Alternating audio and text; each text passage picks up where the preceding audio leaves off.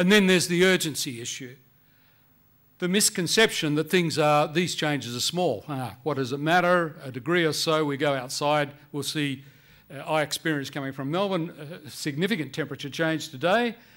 So there is a conceptual issue. Well, what does it mean to have a half a degree change? I'll talk a bit more about that in a moment. There's inertia in the systems. The climate system, I'll show that in a moment, but in our human systems, there's potential for things to go wrong. Non-linear changes, rapid changes, like what happens if we suddenly pass the zero temperature regime in the tundra region of the north, under which there's a whole pile of methane and CO2 that's ready to come out, much more than we're actually burning due to fossil fuels. That's a non-linear, sudden thing that could happen. Is it going to happen? I don't know, but it's there as an issue that we have to deal with. Precaution is one of the things that we have to deal with. And then there's procrastination, vested interests, and inertia within our human systems. Now I'll give you one example that gives you an idea of both the urgency but also the state of our knowledge.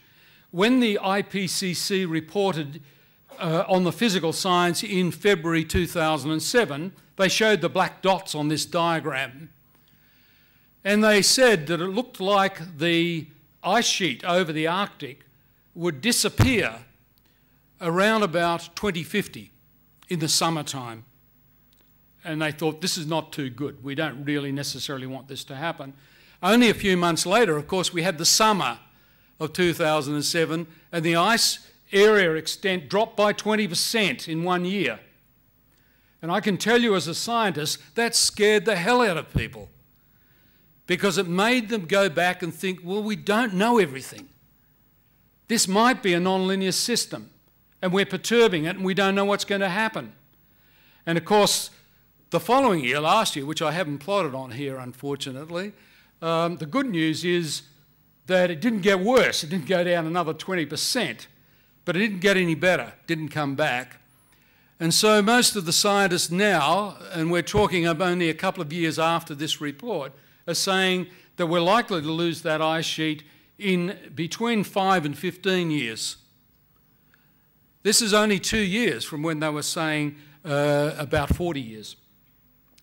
So this diagram, and Sam's going to help me on this, is a picture. Before you started, Sam, I'll just explain, of clearly the Arctic ice sheet from satellite. It's not models, it's actually what's there.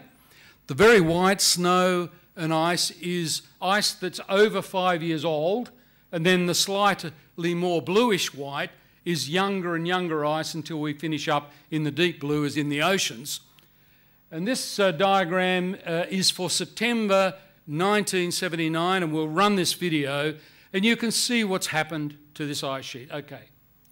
And I'll call out the numbers because you might not be able to see. It's now 84, 87, 90,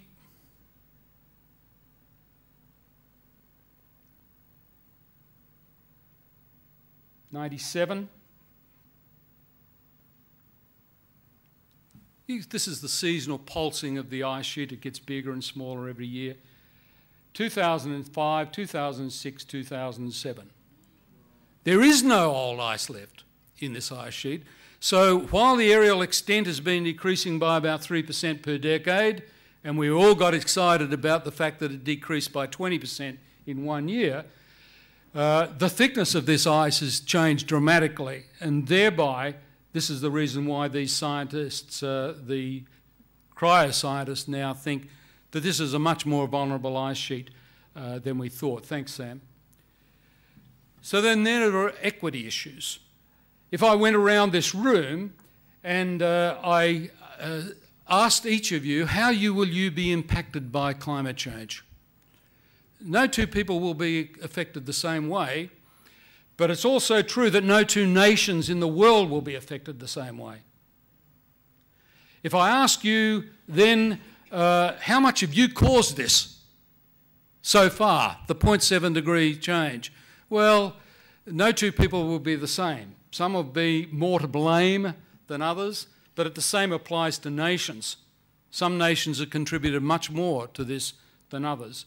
And then if I said, well, it's going to happen, how well are you set up now to respond to this? Well, no two people would be the same, because some of you are more wealthy than others. Some of you are better educated in terms of what to do about this issue than others, and that applies to the nations of the world. We have a very inequitable problem here that we have to deal with, and that is part of the issue that will be discussed when they go to Copenhagen. They have to deal with the inequities that exist between all the nations of the world to try to set up a response. So what is anticipated in these changes? Now, this diagram is as scientific as I hope I'll get in this presentation, but it shows what physical scientists like myself do. We try to look at what will happen to the world's mean temperature as we go forward, and it's plotted over hundreds of years. Not very relevant to most of us in this world, but it's very important to us as physical scientists. But it does tell you that whatever we do now lasts for centuries.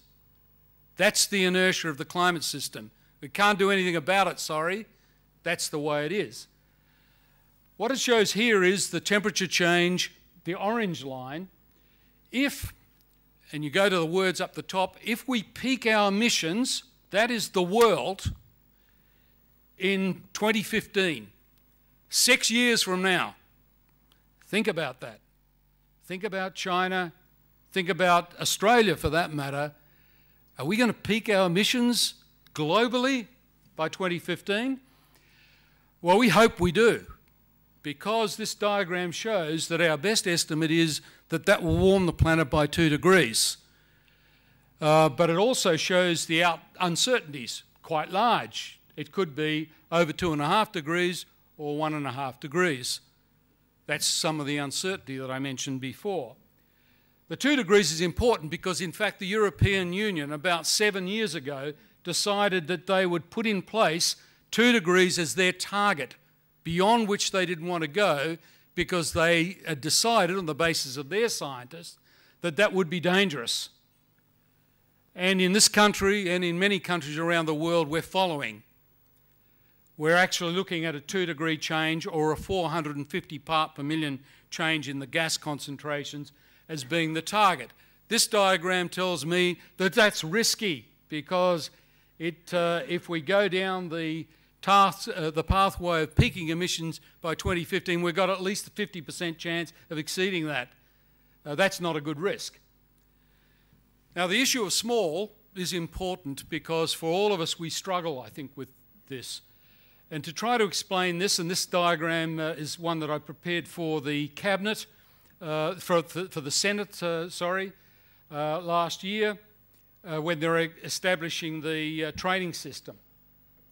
And it shows Australia with the annual average temperature shown in those contours. So the first thing that some of you have not looked at this before might find surprising is that they're only 3 degrees apart. So it is a rough approximation. If we warm the planet by 3 degrees, we shift Australia's climate zones southwards between those contours. Or the arrows are an indication of, because I did the calculations for the government for different levels of concentration into the future.